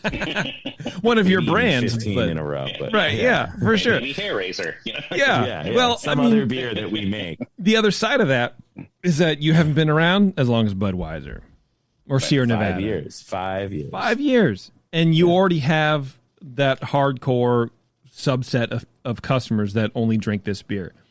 And that's cool. And imagine these kids, when they have kids and then they grow up hearing stories about how their dad drank this or their mom drank this. That's pretty cool. It's just a longevity factor, but it's going to happen. Like, my kid will hear about Sam Adams. It happened to Sam Adams. I mean, now people think of Sam Adams as dad's beer. And I'm That's dad's beer, dude. Oh, no, I'm a dad, and I get it. Like, I grew up drinking when I was, I'm going to say 21, but I was 18 when I went to UMass. Yep. And the Spirit House had mix and match Sam, Harpoon, Long Trails, Otter Creeks, Shipyard, whatever. Yeah. It was 1991 or 92. And it was $4.99 a 6-pack. And it was a $20 case of beer. It was maybe expensive even then. Yeah. But it wasn't. Like, it was like $3 more than a 30-pack or a suitcase of, they didn't have 30 packs yet, but a suitcase of Bud or whatever. So it was like a premium, but we were like, oh, we're drinking Catamount Amber. Like, this is amazing. And I didn't, part of me hopes that I live long enough that the New England style IPA becomes old man beer. Yeah, it will. It's in like 3 years. It's about that. The English mild or the brown ale, Right. God, for that matter. I love a brown ale, dude. Give me an English mild. I'll be happy. Do you think we've wanted to make one since we opened it. We haven't pulled the trigger. Fucking do it, bro. Yeah, well, buy it. I will. I would. I honestly would. What disappointed me the most, there was a brewery down in LA area who opened, and they were just doing traditional English style beers, cask condition. And I don't go down to LA very, very often, but when I did, I would visit there, and they fired their brewer and like hired another brewer, and they started making IPAs, and I was like, it hurts my soul. It just the tradition but I love them. English mild all day. Yeah. And that's what I brewed. The one time I brewed this year, English mild. Love it. Can't get enough of it. But yeah, this IPA is good, man. I like it. I think, like I said, over and over again, it fits what you guys are going for. It fits that niche right in between, because it is, juicy, squeezy, but it's also, there's a firm bitterness too. Kelsey, you said something interesting. You're like, I hope that New England IPA lasts long enough to be an old man beer. I was hoping I last long enough. Oh, well, yeah, okay. Well, shit, that ruins my question. No, but that's okay. Yeah. But it makes sense. I do hope New England IPA People talk about it being a Do fad. you? I do not think of New England IPA as a fad. See, that's me. That, I talk about that as being a fad. But then why isn't West Coast IPA a fad? Yes. Because then I can buy your argument. Because New England style happened. I think if West Coast was the apex of the fucking whatever, right, then there's no reason to explore. But I think what happened with West Coast is we flew too close to the sun, and we packed too many hops in. And I think maybe, no offense, but I think maybe the East Coasters and the Midwesters decided to try to outdo the West Coast. overdid it. Clearly we did. Yeah. Well, and I'm honestly just making a joke. I really don't feel that way, but I do feel like there were some breweries who are like, well, let's IBU chase. Yeah. And I think that maybe did the 1 million IBU beer, whatever. Right. Yeah, and you sort of drive people away. I don't know. I feel like West Coast IPAs got too bitter for most people. East Coast New England style IPAs happened. That brought in a whole group of people because it is sweet and soft and has flavor. And I don't like the style at all, but I understand it now. I get it, because when it first came out, we had a lot of examples that were like, I don't really. And then something happened a couple of years ago where like brewers started to learn how to make it. You know, it's like Brute IPA. It's don't like get me started. I probably feel this. I probably feel the same way you guys do, but I think that if that beer was marketed a little bit differently, or if people learned how to make it better, quicker, I think it would still be a thing. Yeah, it just went away. We made one for our second anniversary, and we loved it for like 3 weeks. That beer was outstanding, and then it just went. Yeah, and literally fell right off. Yeah, and I don't super unstable. Is that what it was for you guys? That particular beer was real unstable. Yeah, so it fell apart real quick, and I think really? it has to do with the fact that it's bone dry. Yes, there's a ton of dry hops in there, and like some bitterness, but it was just this weird. Yeah, the hops fall off. It was a weird style, and I think it was just one of those like flash in the pans where people made it. They figured it out because Social Kitchen Brewer, I forget the name of the person that made it, but just shared the information. Here it is. Everyone make the things. And alpha amylase. Yeah, right. And I wonder if that was just sort of like the Rubik's Cube solved for everybody. And they're like, oh, okay, I did it. Right. And that's it. It's like molecular gastronomy, Right. It's like a can the science do this? Yes, it can. And this is kind of an interesting parlor trick. But do I want to eat a foam that tastes like a cheeseburger? No, I want to eat a cheeseburger. I want to eat a fucking cheeseburger. Yeah, and right. And I wonder if the result after figuring out the magic trick wasn't as satisfying as the result of a cloudy IPA is, or a New England style IPA. Yeah, so I think that there is, and you tell me, is there some sort of satisfaction in actually brewing the thing? Because I talked to Hanakoa, the guys from Hawaii a couple of weeks ago, and they were like, I just really enjoy making this style. I like it when we can make it.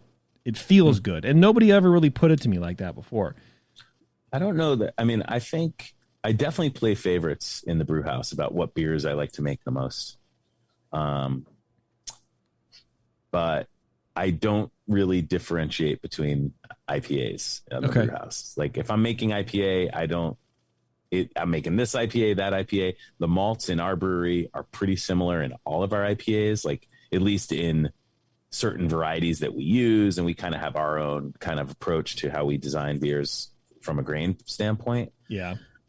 So if I'm just throwing another type of hop in there and we're treating the beer a little bit different or fermenting it different, or we're using different mash regiments, that's fine. But it still smells like I'm making golden colored beer that's going to become hoppy.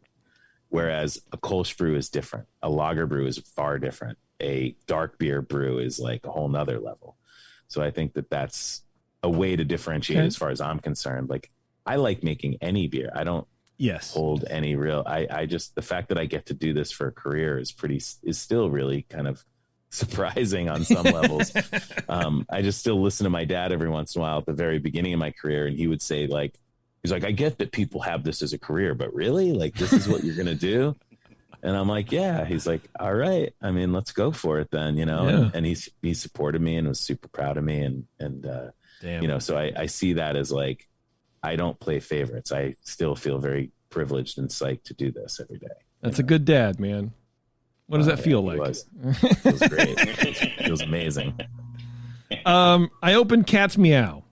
Awesome. Because we're talking New England IPA. Might as well drink a New England. Oh, here. Mm-hmm.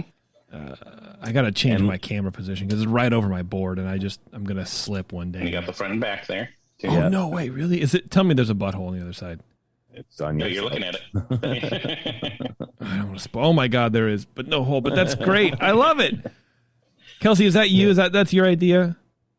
Well, this one we also had the artwork for originally. But the double-sided. Another designer who drew the actual cat. Yeah, but the double-sided can, is that Kelsey you? made it all come together. Because that's you need a raise. I think that's the cutest thing in the entire universe. Our Cat's Meow Nonic pints, and we sell those like nationwide because people hear that there's a pint glass with a cat on it. So lunatics like you and me and Matthew, because we all have cats, and I think that's great. Yep, I got another one right back here. Yeah, yeah. I mean, we knew people liked cats. We didn't realize that, like, you put cat on a hat, cat on the glass, cat on a T-shirt. You know, cat everywhere, and it works. I mean, we sell beer in Japan now randomly. We ship beer to Japan, and the cats actually do pretty well in Japan. You know, I can imagine that. I can imagine. Yeah, yeah. There's no doubt about that. Yeah. So this is the thing. People ask, "What's your favorite?" Right? They ask that question a lot, and I answer the question with, "What are you asking me?" Yeah, your favorite beer. Which one do I like to drink? Which one do I like to brew? Which one actually pays the bills? Well, this is the one that pays the bills, and I love to drink it. I love to brew it. I love to pay bills with it. But every brewery has their kind of flagship, if you will, and every brewery has the beer that keeps the roof and the lights going, and the people paid, and vacations given, and doors are open because of it. And that is this beer. It is over 50% of our volume now. Wow. It's pretty amazing to have a beer like that, because a lot of breweries these days, newer breweries, don't actually rely on the core portfolio like we used to. Right. Right. You know, Allagash White is 85% of Allagash's production. Like that's the definition of how you become successful. That is so weird to me. Yeah, it's crazy. Because I never see it out here. That's the other thing. I never see that. Minimal amounts to California, I'm sure. Oh, okay. California used to be their biggest market. Is that true? It used to be Allagash's largest market. Yeah, and they pulled back, obviously. Yeah. Smart. I mean, they all have. I mean, we used to get tons of Avery out here and tons of like other beers from outside the market, and now it's slimmer. It's definitely mostly locally made beers. That kind of flood the market. That's shifting, which is good news for you guys. Yeah, I mean, it's good news in every market because it supports the local economy. You know, exactly. And but I mean, with Cat, it was we knew it would be the biggest seller. I mean, it wasn't any surprise that if we call a beer the Cat's Meow and we make it taste good, and you know, Kelsey works his magic. It better taste good if we call it the Cat's Meow. Right, exactly. Yeah, and that you can't put out a mediocre beer and call it the Cat's Meow. That looks a little hazy to me. What do you think? Yeah. Is that hazy? Yeah, hazy. And you know what? I will say it's my makeup tutorial light is doing a disservice to it because it looks like gravy, and it's not how it looks to like normalize. No, it's not. So if you're watching this on YouTube, there's definitely a more orange, light orange tint to it. So, But I'm trying to figure out the hazy thing. I understand it, but it doesn't resonate with me, which is sort of why I enjoy talking about it on these shows. And I think I'm going to get a lot of shit for it because I've always campaigned against it. But over the years, I like talking to people like you guys who make it, who enjoy it, because it gives me a chance to try something new and to learn more about it. So I'm going to ask you, like, what should I be tasting in here? What are the flavors coming through? How should it develop? Because I have a sense of the beer already. I mean, I'm a super taster and I'm a professional, so I have a sense for it already. But I like to hear from you guys too. What's going on in this beer? I'm going to give that one to Kelsey since he is our Cicerone level 2. Cicerone. Oh, hell yeah. He is our super taster. I am a certified Cicerone. Congrats. Thank you. I think the El Dorado comes off first. You get that kind of orange tang kind of character with a little bit of like grapefruit pith. Yep. And what I really like about the Cat's Meow is that it does still have a little bit of a bitter backbone. Yes. Yeah. So you do get some of that bitterness that comes through. A nice light mouthfeel. There's a little bit of it's not thick like like orange juice thick, but it has a little bit of that nice pillowy mouthfeel, and for me, it's a beer that I drink all the time, and I am a New England IPA drinker. I love it. I love the style. So I forgive you. It's fine. Yeah. And if somebody like says, "Well, what do you know about beer?" I'm like, "Yeah, I'm a certified cicerone." So right. And I'm the general manager of a brewery. Yeah. And I'm also a human fucking being. I want to drink this. Leave me alone. Go away. But I like that kind of orange juicy kind of character. For me, it's just enjoyable. I can go back to it. My one complaint about the New England style IPA is that it's shit for pairing with food. It's really hard to do good pairings with it, but so when people are like, "Oh, let's do a beer dinner," I'm like, "Okay, yeah. How can I fit Castellano in there?" What do you think the barrier is there? What's the problem? What's the clash? The main thing you would normally want to pull off, like the flavor profiles you want to pull out of that are the citrusy characters, but the bitterness on that makes it tough to if you want to go citrusy, you could say, oh, it might be nice with some grilled shrimp or maybe like a pear salad or something like that. I was thinking of salad too, bro. Exactly. Citrusy salad. But that bitterness then comes back at the end, and you kind of overpower a light dish like shrimp or like a pear salad or something like that. Or anchovies. Cheese. You put a dish made with anchovies, I think would be rad. No, anchovies. Yeah, maybe like a Caesar salad. See, a Caesar salad with a heavy anchovy paste. Kelsey, let's go. I'm going to recruit you for my new gastropub. Sorry, Matthew. Yeah, there you go. For me, I think also one of the combative pieces of these beers is its texture when it comes to food.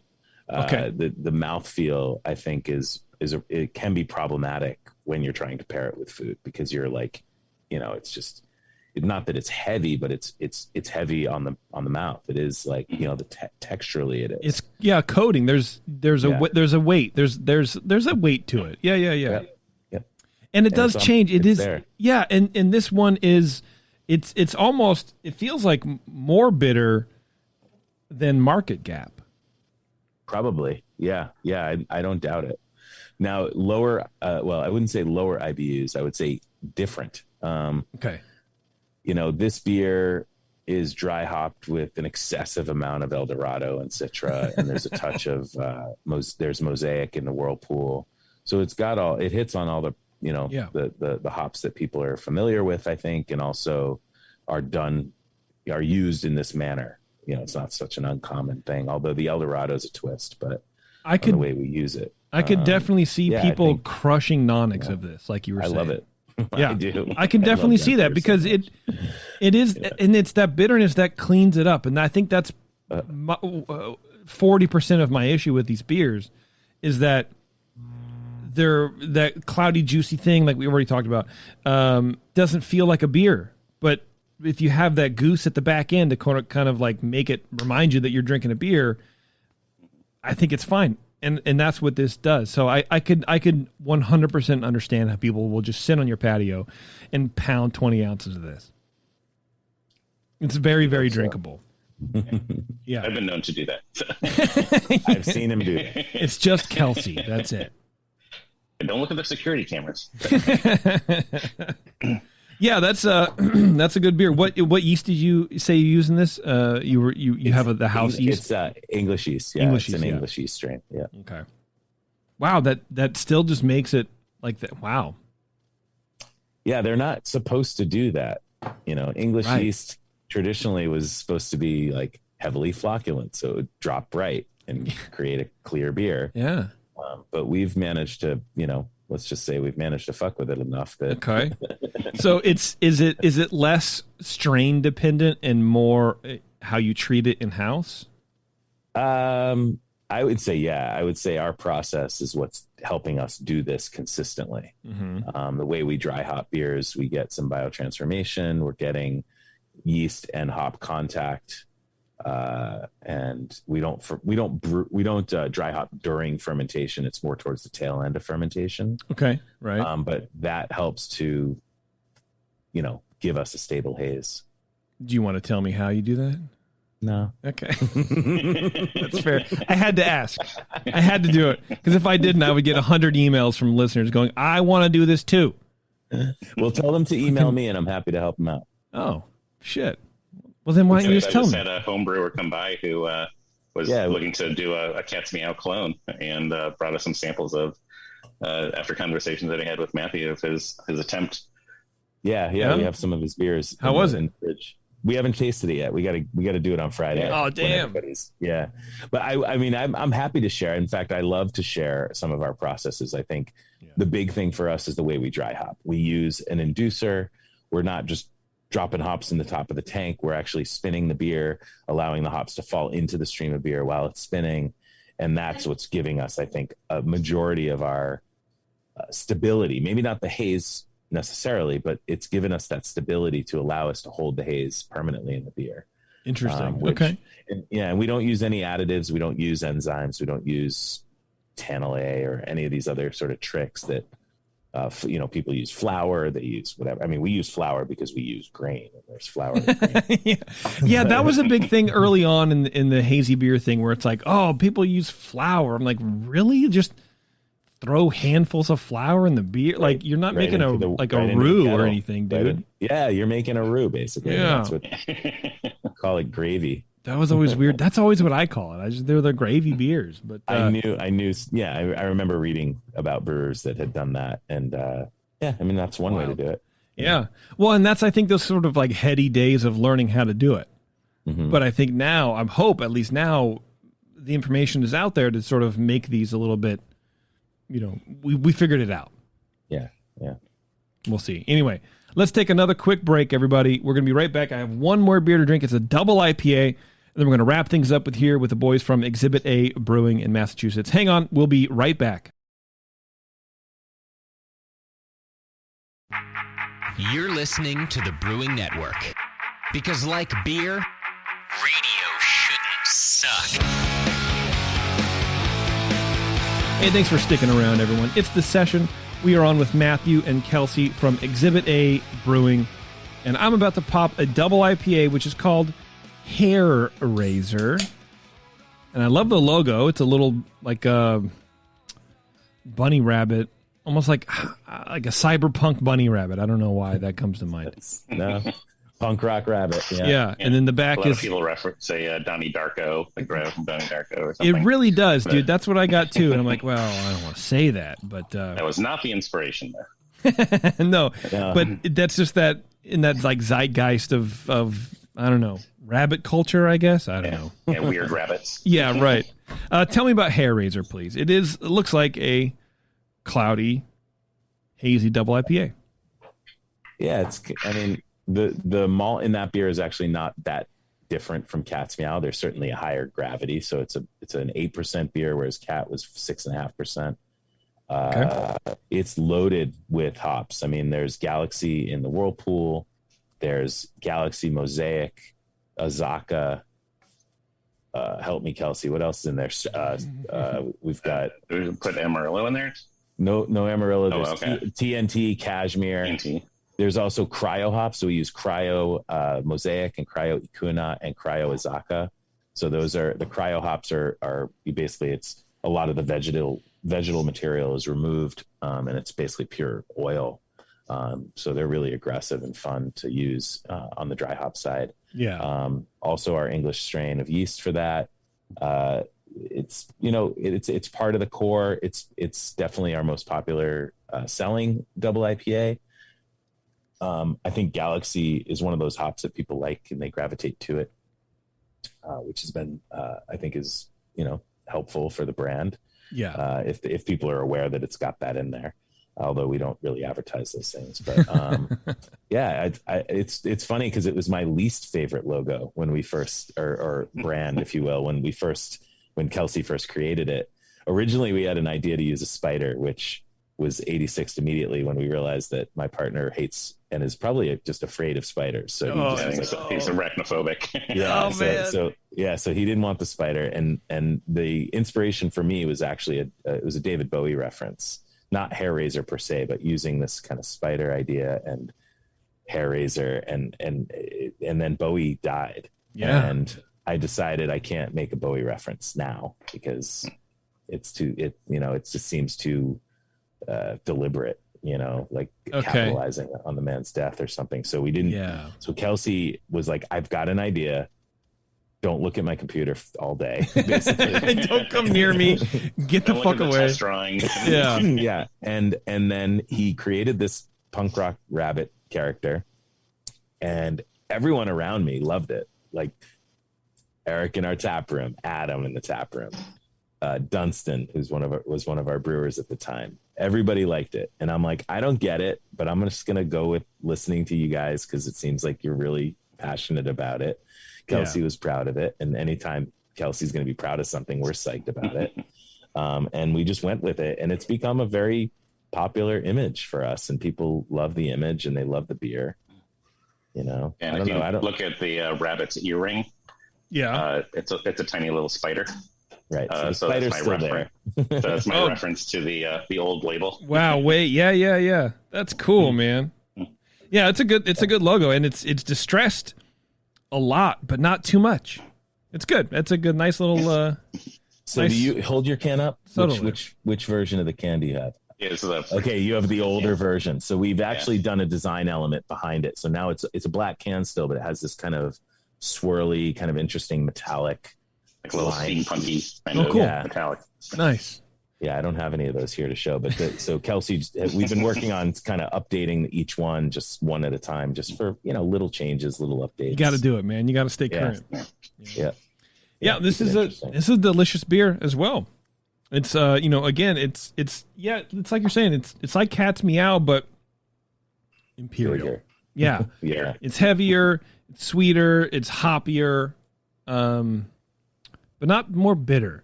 I think I feel like hop flavor comes through a little bit more. Yeah, I think the alcohol sweetness is probably balancing that out. Yeah. Yeah. I think it does have an assertiveness to it, but it does sort of it's pushy. I've never this is a word I'm going to make. It's a description I'm going to use. It's a pushy beer. Really smart. That's a good word for it. I mean, come to the brewery and do sensory with us at 8:30 in the morning. I would love to when it's on Hair Raiser Day. Yeah, like it's usually Mondays when we're kegging, and we have like 2 or 3 or 4 beers in front of us. And if it's Hair Raiser, it's like I've been up since maybe 4 or 5 on a particular Monday, and it's like now I'm drinking Hair Raiser, and it's like 8:15, and it is aggressive. It's pushy. It's a beast. We in the brewery we're all like, oh. Do I really have to do sensory on Hair Raiser today? Well, you can push it later in the day, No, because we can't do it. We can't keg until we've approved it, So we're tasting it. Oh, so you're tasting it off the John. Final approval. Right. Yeah. Okay. Yeah. Okay. Damn. Prepackaged sensory. Wow. And so bless everybody who works for you, Matthew, because that's. This morning was my favorite. We have a new beer coming out called Focal Point, which is our Dunkel lager, slightly smoky Dunkel lager. Yeah. And that one, we did sensory on that this morning, and it was delightful. It was beautiful. I'm disappointed that we didn't book you. I don't know that Kelsey got us. I don't know that you got a sample. I did not. No, I didn't get a sample. Well, you were in the office. Yeah, this is a if you're gonna do a hazy double IPA, this is how you should do it, because it's almost reminiscent of Market Gap, in as much as it's hopped. The hop flavor is like a double IPA, but the malt and the mouthfeel is more like the hazy IPA, and it is sort of like between an IPA and a double IPA hazified. There we go. You know what I mean? It is. Yeah. So I think you guys have this really cool niche of taking these IPAs. Like 8%. No, it doesn't. No. Yeah. But I think you can take these IPAs and you sort of like parse them out. And you sort of take the essence of one and you can make it another thing and take elements of that and produce a totally different beer that's reminiscent of the first beer. I think it's a pretty unique trait to have. Yeah. We like to have, I like it. We want people to recognize our beers in our portfolio. We want people to drink a beer and be like, oh yeah, that's an Exhibit A beer. And that's not necessarily easy to do. No. And obviously got to rely on someone else's palate too, which is a whole nother realm. But for us, when we drink it, we want to make sure that yes, that is on point to what we're trying to do. It's deliberate. It's approached the design and concept of the beer, whether it's the marketing side of the naming or just the liquid itself, it all has to fall in line with what we want for our brand, for our company, for our people. Well, I'll tell you, the burps are tasty. Oh, yeah. Absolutely. All right, guys. That's the review. Yeah, for sure. The burps are tasty. We'll let you guys go. Where can people go to find more about your brewery? You can go to exhibit-a-brewing.com, which is our website. That's the home base for all of our information. We're also on Facebook. We're on Instagram as Exhibit A Brewing, Twitter Exhibit A Brewing, and we're now on TikTok as Exhibit A Brewing. Nice. So we're zero twerking allowed on our TikTok channel. Oh, that sucks. That's too bad. I don't know. If Matthew wants to twerk, I guess we'll throw it up there. Will there. be no twerking. The other ways that you can find out about our beers is going to your local retailers, certainly in our area in Massachusetts. We are in over 2,000 retailers now throughout New England. That's crazy. We actually sell beer to California through the Beverage Alliance. You can get our beer in LA County, in San Diego. Nice. I don't think we've shipped beer to San Francisco yet, but we can get our beer in Arizona. You can also get our beer in Osaka and Tokyo in Japan. Wow. Through in vending machines in Japan. If you live in Virginia, Nebraska, Pennsylvania, DC, we're also being licensed. Nebraska. I think Nebraska. Nebraska. Yep. We can actually legally ship to you as well. So there you go. Ship it right to you. So you can get it online. You go to the website and figure all that out. You can go to the website. You can place an order. We'll drop ship it to you. And we recommend, because of the shipping costs, we recommend doing at least 3-4 packs. Sure. But, this will make sense because you're going to pay like $15 in shipping. But right. Might as well get all you can. So, don't spend $16 on beer and spend $15 on shipping. Right. No, definitely don't do that. All right, guys. Well, thank you for the time. We'll let you go. I really appreciate it, guys. Exhibit A Brewing from Massachusetts. Thank you guys for listening very much. I really appreciate it. Thank you to our sponsors, More Beer. You can go to morebeer.com and learn and get everything you need to make great beer at home. Absolutely everything. You want to make beer, you want to make wine, you want to make cider, you want to make kombucha. Let me rewind the kombucha because I don't really know that to be true. But I guarantee you that someone that works at More Beer knows how to make kombucha, whether or not you can get the mother or whatever. Just ask them questions. They'll be fine. But anyway. We buy stuff from them too. We buy valves from them and clamps and parts. Yeah. Cool. People over there. Yeah, definitely. All right, everybody. Thanks a lot for tuning in. And until next time, we'll see you later. Thank you. Bye-bye. JP's an asshole. Justin's a nice guy and winning the race. JP does great as his charity.